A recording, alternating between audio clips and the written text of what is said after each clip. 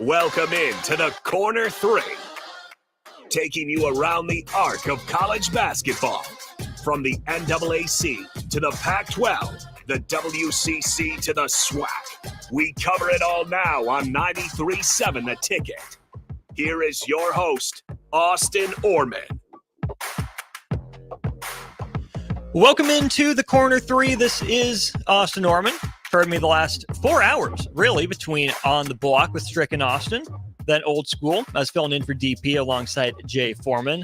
This is the Corner 3. It takes place Friday evenings at 6 o'clock. It's your weekly look around the world of college basketball. Practice has started. Summer camp, fall camp, whatever it is you want to call it, is in full swing. So do not give me too much crap. It is basketball season forever and always. Right now, we are going through our conference preview series.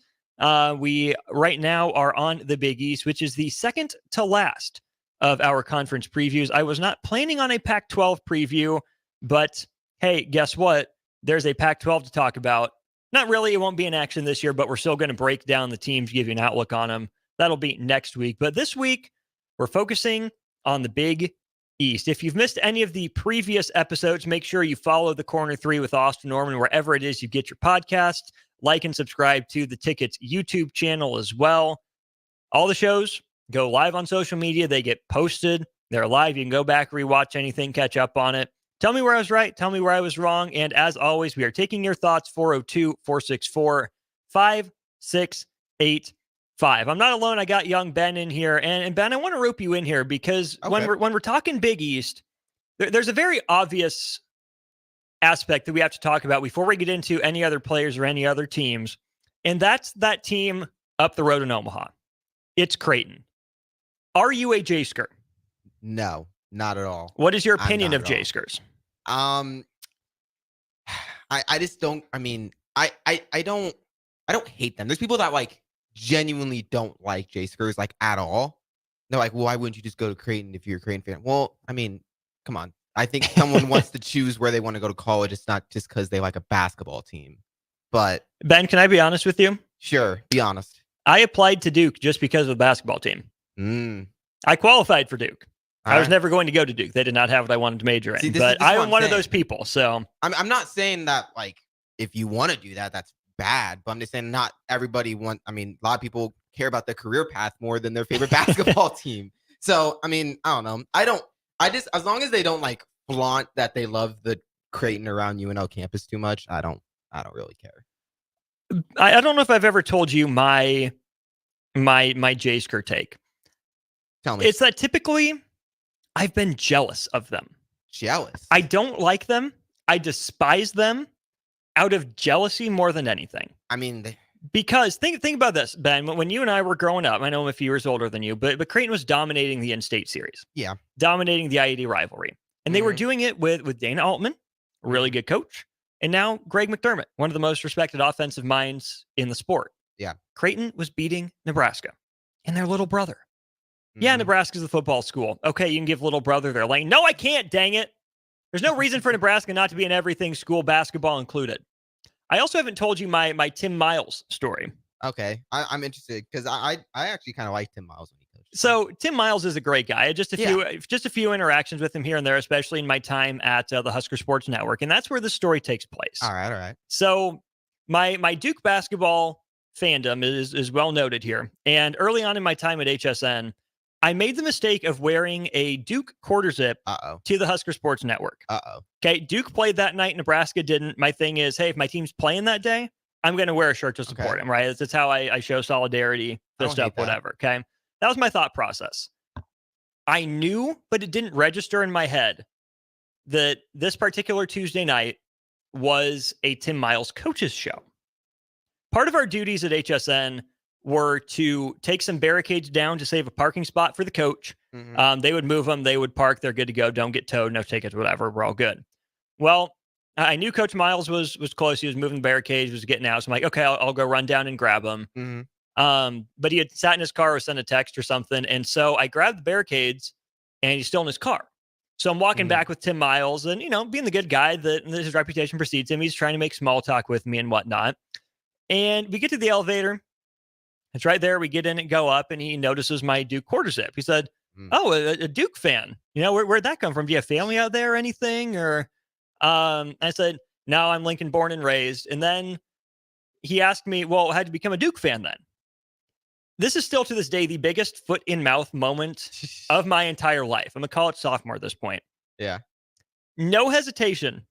Staring Tim Miles straight in his eyes. I said, because I wanted someone to root for in March. Okay. That's what I told Tim Miles. The fact that you had the guts to his face. The fact that you told him. Okay. It was not the guts. It was not the cojones. It was just me being an ignorant, stupid you didn't even think college kid. And he just kind of laughed it off in Tim Miles fashion. Elevator got there, and it was like he went straight. I had to turn left to get to where we needed to go. Yeah, it was a problem. But I bring that story up, Ben, because yes, I wear blue, but it's not Creighton blue. Yes, I root for Duke basketball, but you cannot get me to root for Creighton. No. Right? It would have been so easy as a young kid to say, oh yeah, Husker football's good. Husker football's fun. They're going to bowl games. But Creighton basketball is good. They're going to the NCAA tournament. They got fun players. They play a fun style. That's why I've been jealous of Creighton. That's why I love the Fred Hoiberg hire. I get it. Defense wins championships. Been debunked, by the way. Just be good enough on defense. Yeah. But the style of play that Creighton had, the number of threes they shot, the percentage at which they did it, I wanted that for Nebraska. But never once did I consider rooting for Creighton. Not once, right? Yeah. I claim Duke basketball. I'm a fan of Duke basketball, but I'm a Husker to my core. If I'm going to root for another team that's not Nebraska, which has become easier to do, but guess what? I still watch Nebraska basketball games, even in the lean years. You better. Trust me, I know the Alex March games. I was at my fair share of them. I love Husker basketball. Never was I so desperate as to sink to the depths of rooting for Creighton. So anything that I say about Creighton in this episode needs to be taken through that lens. I might speak nicely of them. You're allowed to. Because I'm supposed to. Yes. But just know that I don't mean it. You don't mean it. I don't mean it. So I'm saying it because I'm obligated to and because I have to, not because I actually truly want to believe it. Okay. That makes sense. Makes sense. How many J-Skers do you see around campus now? Definitely during basketball season, way more. But you see a decent amount of people wearing Creighton stuff around UNL campus. It's not like an ungodly amount, but I'll go and I'll be like, oh, I walk into the Union, there's a couple people with Creighton stuff on. Something like that. I don't know. There's definitely more people wearing UNL stuff, obviously. But the J-Skers that piss me off the most are the ones that will wear a Nebraska sweatshirt into the game and sit in the student section and then take it off right before tip-off, and there's a Creighton shirt in the student section. That is the duplicity. I didn't know people did that. Yes, too many of them. And granted, it's less now that, Fred Hoiberg's got Nebraska playing some actual real basketball. Yeah. But it's that duplicity. It's that lying. It's that conniving. Lying. That has me upset at Creighton fans, right? That's just who they are. It's just what they do. If you want to root for Nebraska football alongside me on Saturdays, more power to you. You're doing the right thing. But that's not a credit. You don't get bonus points for doing that. If you're a J-Sker, you're doing the right thing by rooting for Husker football. I don't want you. I'll take you. But I would really rather you go sit in Eurowee kickyball football stadiums than Memorial Stadium. Yeah. Creighton doesn't really got football, so if they want to root, if they want to root for somebody, J-Skers don't make me that mad. If they want to root for a team that actually has had success in recent years, go for it. I'm not going to force someone into watching a mediocre team. Nebraska wasn't mediocre this last year, but the years prior, I'm not going to be like, oh man, you're not watching this bad Nebraska basketball team instead of Creighton. That's one of the most fun teams to watch because of the way they play. How dare you? I'm not gonna say that. Do you have any thoughts on Ryan Kalkbrenner? No, none. I have zero thoughts on that.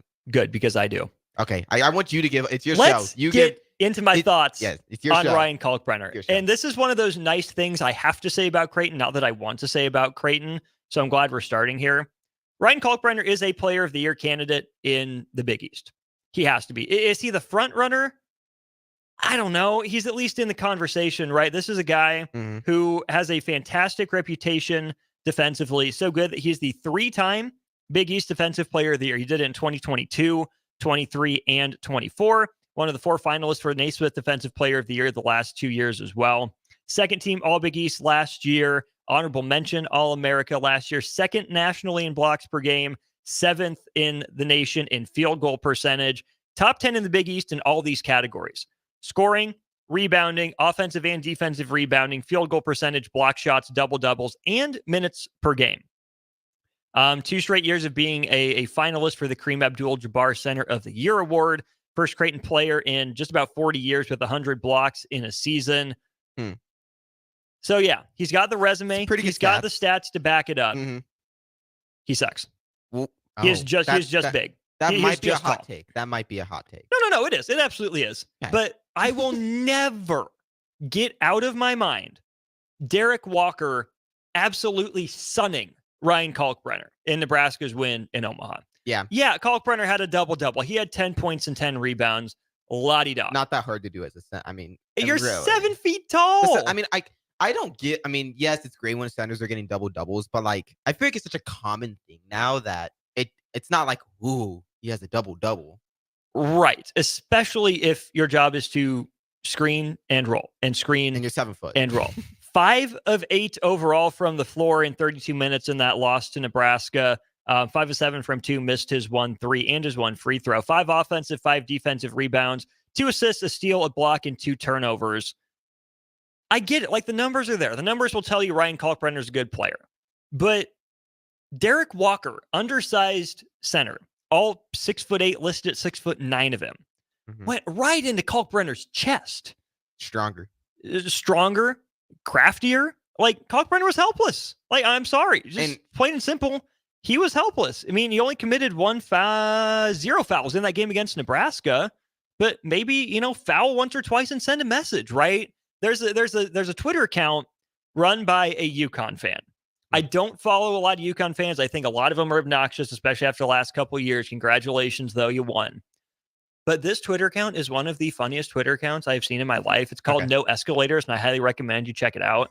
He has this tweet that he will post every time Creighton plays UConn, and it's the meme of the car driving off the highway and just taking the exit ramp, right? If you go straight, it says, learn basketball skills. If you take the exit ramp, it's just be big. And it's the car veering off to just be big. And that's where I'm at with Ryan Kalkbrenner. Like, yeah, he's a good player. I get the accolades. It makes sense.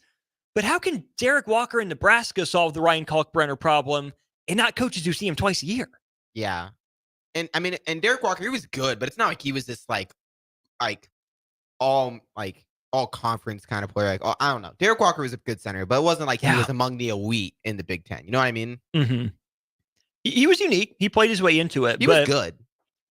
Man, if you're Ryan Kalkbrenner, 3-time Big East Defensive Player of the Year, Derek Walker shouldn't be getting away with that stuff. No. That's my take. I agree with that. Other 2 potential Player of the Year candidates, you have Kadari Richmond from St. John's. He's also an impactful transfer out. He left Seton Hall to go to St. John's, and St. John's has some really interesting questions we'll get to here in a little while. And then Cam Jones from Marquette. Last year, it was the Tyler Kolek show for good reason, even Oso Iguodaro to some degree as well. But Cam Jones, when Tyler Kolek was out, was that dude. So he will be entering his senior year. He's a 6'5", 200-pound guard out of Memphis. Big East Player of the Week twice last year.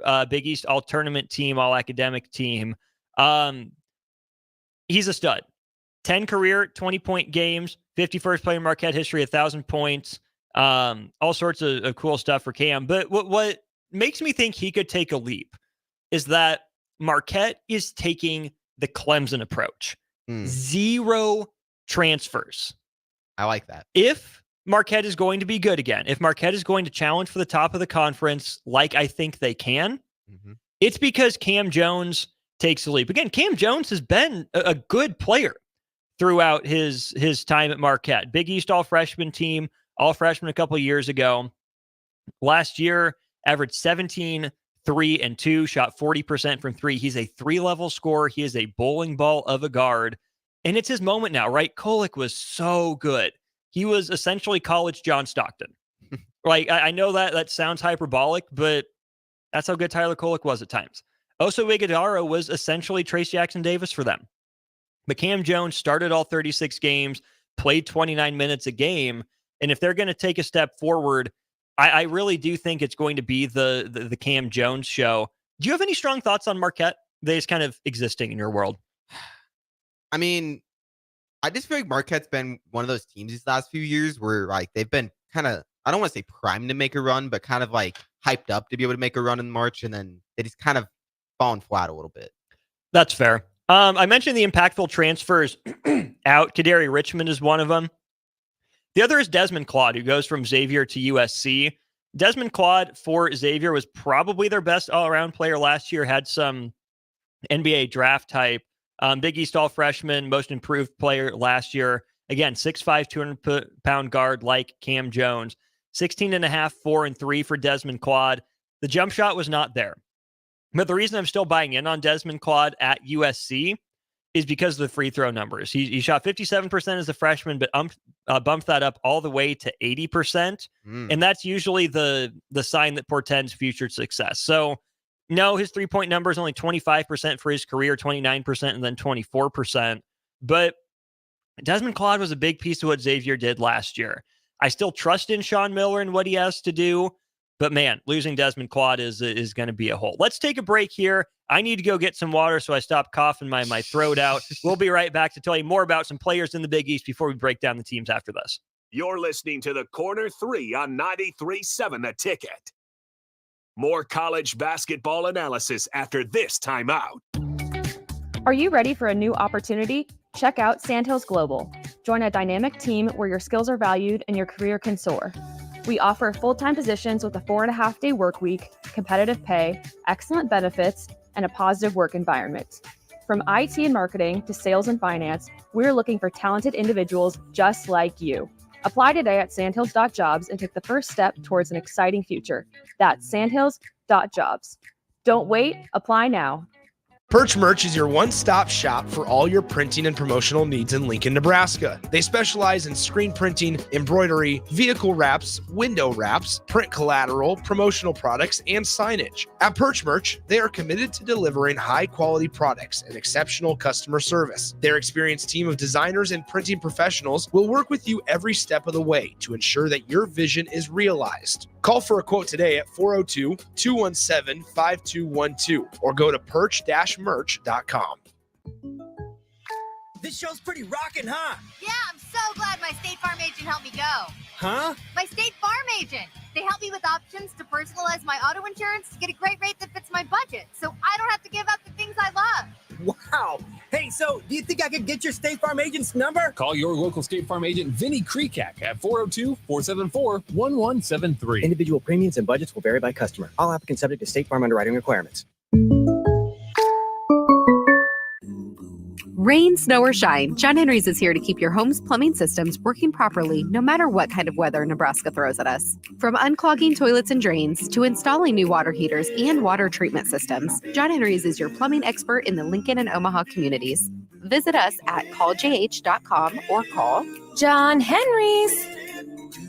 435-5555. John Henry's Plumbing. Heating and air. and electrical. Attention, Nebraska. It's time to show off the best our state has to offer. Help Beatrice Bakery's famous fruitcake snag the title of coolest thing in Nebraska. Made with love and loaded with local flavor. This fruitcake isn't just a treat, it's a tradition. Cast your vote today and let's put Beatrice Bakery on the map. Vote now and make the fruitcake of Beatrice Bakery the coolest thing in Nebraska. Visit theticketfm.com and click the link to vote. That's theticketfm.com. Go and vote now.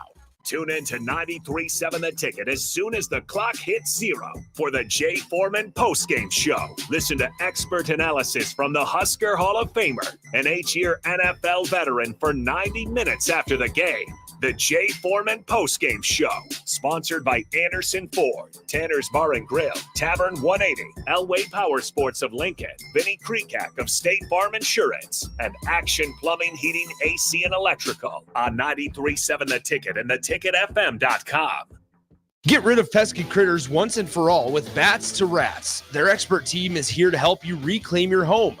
No more sleepless nights caused by crawling critters or flapping wings. Bats to Rats ensures a safe environment for every family member. Check the website at batstoRats.com for amazing offers. And if you mention this ad, you'll receive $10 off your initial inspection cost. Call Bats to Rats today at 402-781-8691. That's 402-781-8691. Bats to Rats.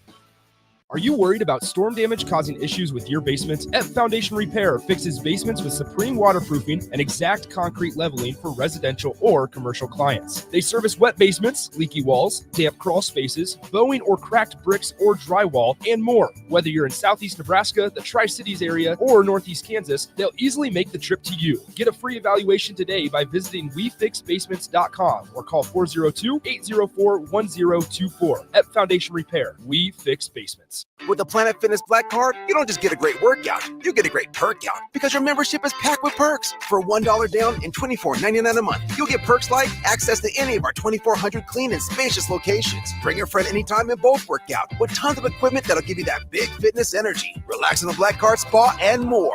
Work out and perk out with the PF Black Card. Join for just $1 down and $24.99 a month. Hurry, this deal ends soon. See Home Club for details. Rick Heyman from Sauter Heyman Jewelers here. Shop the Wedding Band Expo September 12th through the 14th at Sauter Heyman Jewelers. Choose a wedding band that will stand the test of time or an anniversary band to celebrate time spent together. Only at the Wedding Band Expo. You'll save 20% off all wedding and anniversary bands. Sauter Heyman Jewelers, Wedding Band Expo, September 12th through the 14th. All 3 locations. Find the ring of your dreams at the price you'll love. SauterHeyman.com in Lincoln and Grand Island. Hey guys, it's Nick Stainer. Join me and Jay Foreman this Friday night from UBT Stadium as the Norris Titans travel to Lincoln and face off against the Lincoln Northwest Falcons at 7 p.m. Both teams looking for their first win of the season as Norris fell to Scott and Gretna, and Lincoln Northwest has lost to Ralston and Scotts Bluff so far this year. Kickoff between the Titans and the Falcons is scheduled for 7 p.m. on Friday, and you can hear all the action unfold right here on 93.7 The Ticket and theticketfm.com. In every office, there's 2 types of people. There are those who bring in bagels and those who eat the bagels that someone else brought in. Everybody likes the first person. Be that first person. Weekday mornings at 7:30, you have a chance to win a business box of bagels from Bagels & Joe. All you have to do is shut up, Sipple. 2 questions for you, 2 for Sip. Win, and the bagels are yours. Lose, well, you don't want to lose. You lost Monday, you lost Wednesday, you're a loser. Shut up, Sipple. Weekday mornings at 7:30, brought to you by Bagels & Joe. Back to the Corner 3 on 93.7 The Ticket. Here is your host, Austin Oerman. We're going through the Big East preview here on the Corner 3. Austin Oerman, Ben Drodes with you here. Talking about the players first. After our next break, we'll go through the teams, which will be much quicker, given that we only have 11 teams in the Big East. And I like the way they did that. Don't put a number by it. Put a direction, and you're generally pretty safe. Creighton is the furthest west team in the Big East. So, yeah, fine, Big East to middle, but hey, it works. We talked about the impactful transfers out in the Player of the Year candidates. We'll go pretty quickly through the rest of these categories here. Impactful transfers in.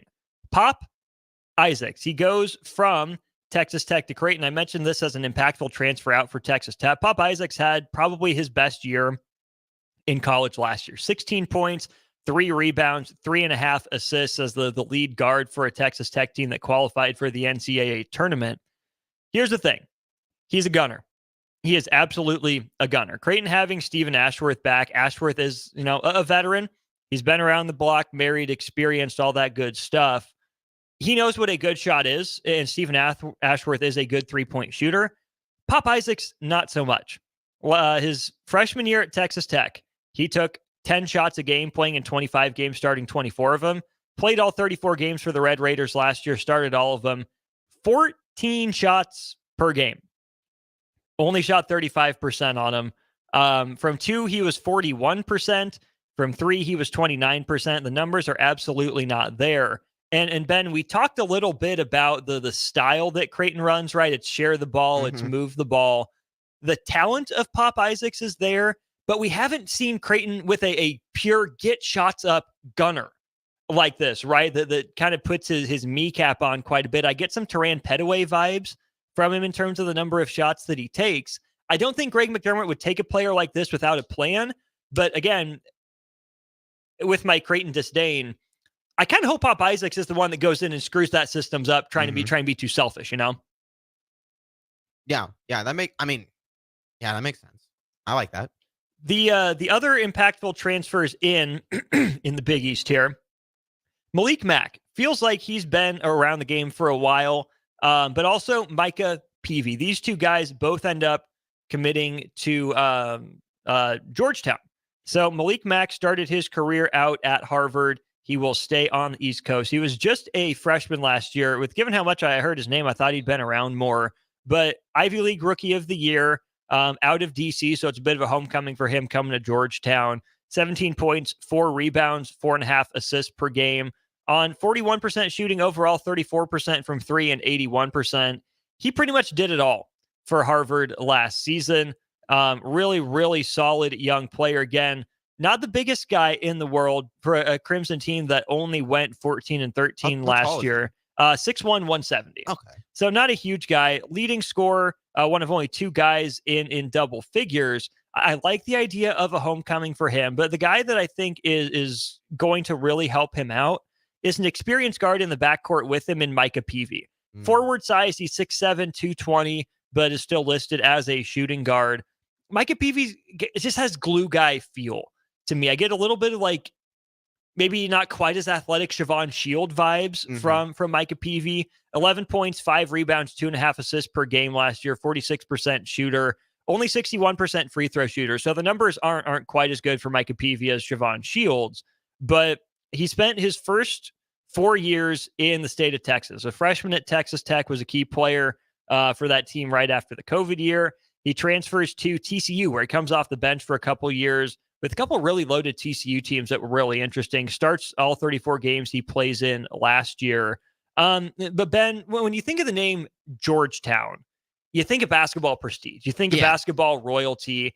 It hasn't been that way for a while. I don't know if these two guys are the ones to take them to the next level, but we need good Georgetown. I like Ed Cooley. I think he's building something. Georgetown just hasn't been good. So I love the idea of these high upside players for Georgetown, getting them back to national relevance. How important do you feel like it is to have, a taller person in that backcourt? Because there's a lot of teams, like I know I'm kind of going to NBA, but the Trailblazers, the experiment with Damian Lillard, CJ McCollum didn't work because you just had 2 way undersized guards and neither one of them could play defense.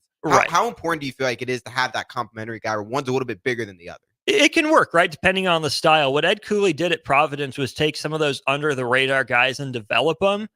He can get higher level talent at Georgetown. You can get a couple more of those bigger guards, not have to rely on smaller ones. But I like the dynamic the way it is, right? Malik Mack is going to need the ball in his hands. And because he offers less defensively than Micah Peavy, I'm okay with that. If Micah Peavy was the ball dominant one and didn't play a lick of defense, then I'd be concerned because that's a lot of wasted potential. Yeah. There's more 6'1" guys in college than the NBA, but I'd rather have my lead guard bucket getter be the smaller one because I don't expect as much from him on defense. Be a pest where you can, kind of Keisei Tominaga style defense. But if I have a 6'7", 220 guy, I absolutely want him blocking someone up. Yeah, no, I always like having that taller shooting guard next to, an undersized point guard. I just feel like I feel like it makes you more versatile on the court. Cause I mean, I know a lot of the push, newer age of basketball is, small ball, all that, but I still feel like having good enough size on your team is still really important. Not saying you have to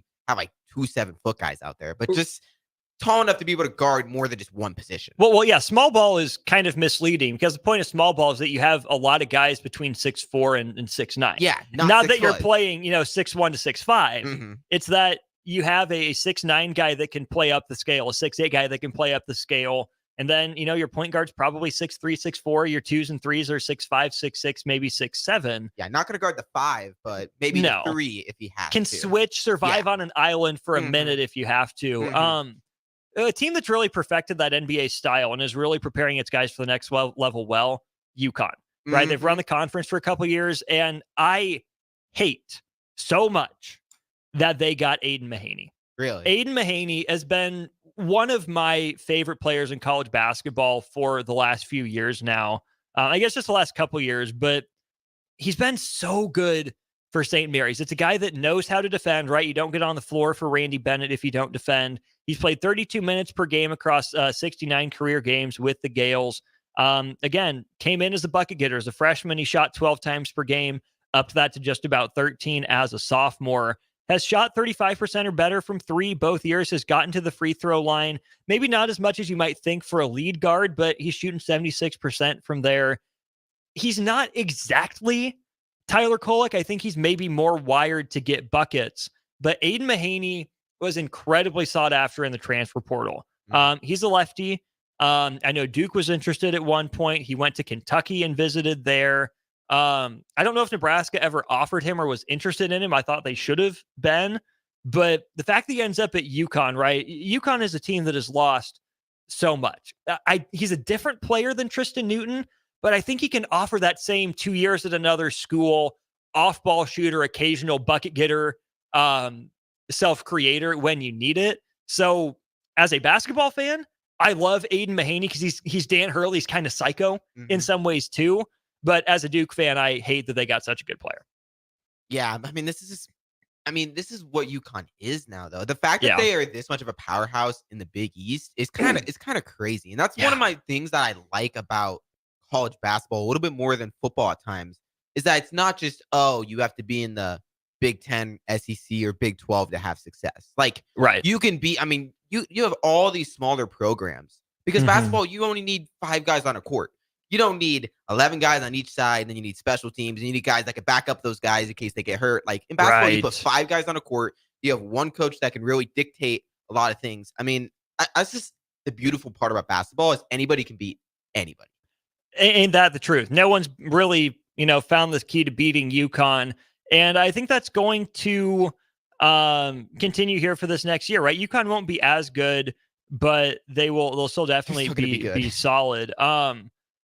Another piece of this UConn team that I'm interested in is Liam McNeely. As we move into the freshmen to watch in the Big East, I've really just got 2 of them. Liam McNeely was a guy that Indiana wanted for a while, that Kansas wanted for a while. He's a top 50 player in the class. He's Alex Caravan, but a better shooter, worse defender. I think he can grow into being Alex Caravan. This was a huge get for UConn. It's a low usage sort of guy. He played with Cooper Flagg down at Montverde Academy, so he knows how to play with better, more experienced, focal point players. He's going to be a sniper off the ball for UConn. As long as he defends, he'll be on the floor. I think he can play situationally. And then a guy that I don't know is going to see the floor, but was, I believe, the highest or second highest rated signee for Creighton before they get Hudson Greer out of the high school ranks today. Jackson McAndrew. Think Grant Nelson for Alabama. 6'10", multi-level, multi-purpose big man, can stretch the floor a little bit out of Minnesota. I don't know that I can guarantee that he's going to see the floor. I think Frederick King is probably the starter at center for them. But if McAndrew gets on the floor, he'll be good. Okay, we got returners and X factors to get to in the next 4 minutes before we go to break, and we wrap up with the team standings. Key returners, Bryce Hopkins for Providence. This was absolutely a no-brainer. Providence is not going to be the same team they were last year. I don't think they're probably quite as good. Bryce Hopkins, it was unfortunate to see him get hurt last year. The 14 games that he played in was off to the best start of his career. 33 minutes per game, shooting 43% overall. Three-point shot had abandoned him, but he was doing a good job getting to the free throw line at a career best rate, was averaging 16 points and 9 rebounds per game to go with an assist and a half. I don't think Bryce Hopkins is ever going to be a shooter, but coming off an all Big East nod in the 22-23 season for Providence, he was well on his way last year. If Providence is going to, keep being a pain at the Dunkin' Donut Center up there in Providence, it's because Bryce Hopkins came back and was that dude. Alex Caravan had that tough decision to make. Did he stay? Did he go? I like for UConn that he's back. That's an upperclassman that knows exactly what Dan Hurley wants, exactly what he respects. He strikes me a lot as Mason Gillis, right? That played for Purdue and that ended up at Duke over the offseason. Alex Caravan fits UConn. He's one of those sneaky role players that he won't go off for more than probably 20 points a game if he's hitting 6 or 7 threes. He's always going to be in the right spot. He's always going to communicate. Extension of the head coach, even though he's not a point guard sort of player. Eric Dixon from Villanova. I have lots of questions about Villanova. I don't think they're going to be very good, but Eric Dixon has stuck it out with this program. 6'8", 270, inside out sort of forward, average career best last year in points per game with 16.5, and right at his career best in rebounding with 6.5. Average a few more assists per game. Defense ticked up a little bit as well. He played all 38 games for them a couple years ago and has played all 68, started all 68 since. But Kyle Neptune is not Jay Wright. Shocker, right? You lose one of the top. I don't even want to put him in a ranking, but Jay Wright was a top 10 coach of the 2000s at the very least, right? He was Villanova. That surprise retirement really hurt him. But Eric Dixon coming off an injury early in his career, a red shirt. He's played every game, started every game the last 3 years. He hasn't been Amari Spellman. He hasn't been like a Paul Hall. He hasn't been, a difference maker like Mikal Bridges, but he's still a darn good basketball player. Mm-hmm. I'm curious to see if there's any more in the tank for Eric Dixon, or if he's just going to be kind of that connective piece. I mean, he's a load, but he's shooting 37% from three. There's a role for him in the NBA. I'm just curious to see if he can do any more in college. And then Zach Fremantle for Xavier. This is kind of the Ryan Kalkbrenner kryptonite here in Fremantle. Again, maybe a little bit undersized, 6'9", 230, but 51% overall from his career, 35% three-point shooter, averages just under 12 points and just over 6 rebounds per game. 2021 All-Big East player, Big East All-Freshman, 2021 Big East Most Improved player, but he's a big man who's dealt with injuries, right? Played all 32 games for Xavier in 2019-20, only 21 the next year, played in 30, only started 22 of them due to injuries 2 years ago, and then was limited by the end of last season, only played in 22 games. He's a big man with a variety of injuries. It doesn't bode well for his professional future, but I still believe in Zach Fremantle. Again, 15 points and 8 rebounds per game last year with 3 assists. That is a playmaking big from the perimeter who can bang inside. I mean, he shot 58% from 2. He can step out and hit the 3 a little bit. Last season, he didn't shoot a lot of them, just 1 attempt per game, shot 64%, but for his career, 35%. His highest volume year, he shot 32%. And that'll do with everything else Zach Fremantle gives you if he just stretches the floor enough. This Xavier team is interesting, but it's really only interesting if Zach Fremantle is healthy. That brings me to 3 X factors before we go to break. Davon Smith from St. John's, Terrace Reed from UConn, and Bensley Joseph from Miami to Providence. Davon Smith sharing the backcourt with Kaderi Richmond. If they go your turn, my turn, it's going to be a problem. They have to find a way to coexist. Neither one of them shoot it that great, which worries me about it, but they're both talented individual players. Rick Pitino's a great coach. I'm curious to see if he figures it out. Terrace Reed played for Michigan. I didn't see a lot from him, but if he's good enough for the 2-time defending champs, they must see something in him. I'm curious to see just how featured of a role he gets, because here's the thing, Ben, he's not Donovan Clingan. Not as athletic, doesn't block shots the same way. I guess maybe you could say has a higher offensive ceiling than Clingan, but Reed was just kind of a guy in Michigan, never really consistently impacted games for me. But again, if he's good enough for UConn, shows what I know. And then Bensley Joseph, kind of a bit guy at Miami. What does he do for Providence? Bensley Joseph is a player that I know Jim Larrañaga hated to see go. He spent a few years at Miami. For his career, only averaging 5, 2, and 2, but he's a 38% three-point shooter, 75% free throw shooter, and he's also averaged, a steal and a half per game in his career, and blocks a shot a game about as a smaller guard as well. He's small, he's undersized, but he's the exact type of player that I think could thrive at Providence for Kim English, and I'm curious to see, again, does his game scale up? How does he work next to Bryce Hopkins? We'll have a shorter segment when we get back. Nick Sainert wants it here in about 10 minutes. We'll walk you through the team standings as I see it in the Big East to wrap up the Corner 3 after this. You're listening to the Corner 3 on 93.7 The Ticket. More college basketball analysis after this timeout. This is James Harrell with NP Dodge Real Estate. When I became a licensed realtor, I wanted a brokerage that would help me grow in my new career. I found that in Lincoln First Realty. When Lincoln First was acquired by NP Dodge, the training and support I received only got better. I love knowing I have the power of the NP Dodge brand behind me. I would recommend NP Dodge to new agents looking to jumpstart their real estate career and to current agents who want to take their business to the next level. Expand your career with NP Dodge. Call Eric at 402-434-2222. Oh, Kansas. Here we go. If I can have it today. You just don't stop giving, do you? Green flag, we're underway. The closest finish in NASCAR Cup Series history. What a finish, boys. Close to downtown, amazing campgrounds. 4 NASCAR races in one weekend, and it's the playoffs. Goddamn drive. Now you're just showing off. But we're not mad. In fact, we're looking forward to it. NASCAR Playoffs Weekend at Kansas Speedway, September 27th through the 29th. Get your tickets now at kansasspeedway.com.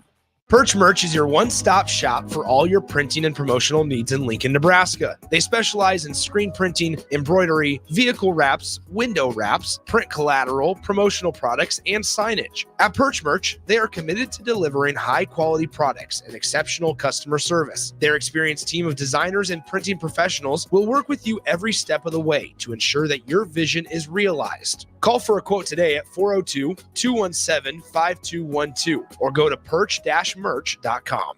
It's game on at Elway Power Sports of Lincoln, Nebraska's premier Sea-Doo dealership. Score up to $300 off or a free 2-year warranty on 2024 Sea-Doo Sparks and $500 off or a free 2-year warranty on all other brand new 2024 Sea-Doos.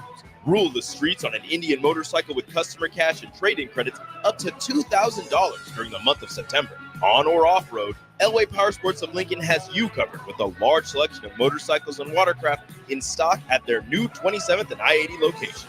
Hurry in, the clock is running down. Are you worried about storm damage causing issues with your basement? F Foundation Repair fixes basements with supreme waterproofing and exact concrete leveling for residential or commercial clients. They service wet basements, leaky walls, damp crawl spaces, bowing or cracked bricks or drywall, and more. Whether you're in Southeast Nebraska, the Tri-Cities area, or Northeast Kansas, they'll easily make the trip to you. Get a free evaluation today by visiting WeFixBasements.com or call 402-804-1024. F Foundation Repair. We fix basements. You can help fight deadly diseases like RSV and influenza while getting paid for your time. Velocity Clinical Research is now seeking clinical trial participants in your area. Participants can receive compensation for study-related time. No health insurance is needed to join. Find a study near you at velocitytrials.com. That's velocitytrials.com.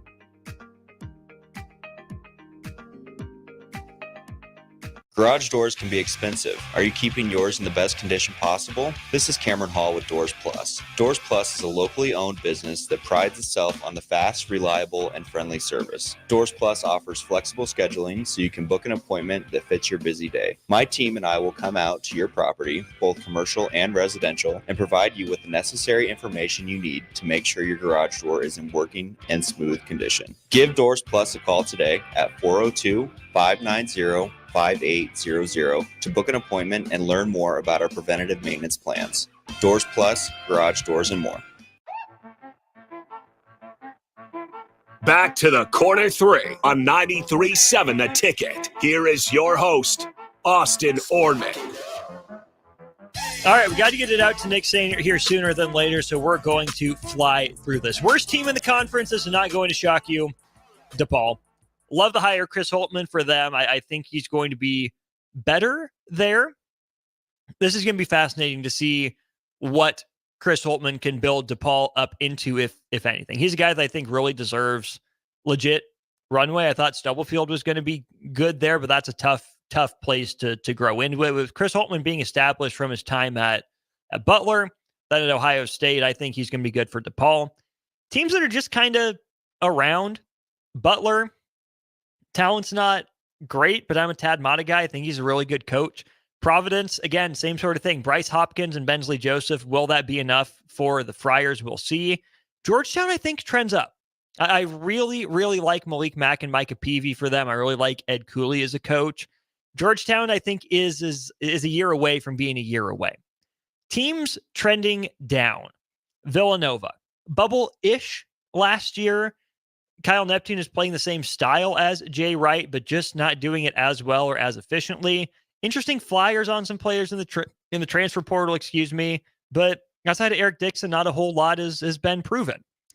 Seton Hall, I think, is also trending down because that is a team that got absolutely decimated. And I do mean decimated out of the transfer portal. I feel bad for Shaheen Holloway, but Seton Hall is not a destination school by any means. Not a shocker to anyone. But they lose Kadari Richmond. They lose Alamir Dawes. They lose Dre Davis, 315-plus point per game scores. Jaden Bediako leaves, and a lot of the depth as well. And then what they get back from the transfer portal, Scotty Middleton from Ohio State is interesting. Garway Duel from Providence, I guess we'll see. The Gus Yalden, who redshirted with some disciplinary stuff at Wisconsin. Again, maybe 2 years away. And to his credit, Shaheen Holloway, has proven his bona fides as a coach. He hasn't had a losing season since his first year at St. Peter's. I just don't think there's enough talent on this team to get them back in the bubble picture. Teams that have some questions. Marquette. Does Shaka's approach work? Just how important were Tyler Kolek and Oso Ighodaro? Is there more in Cam Jones? And then St. John's.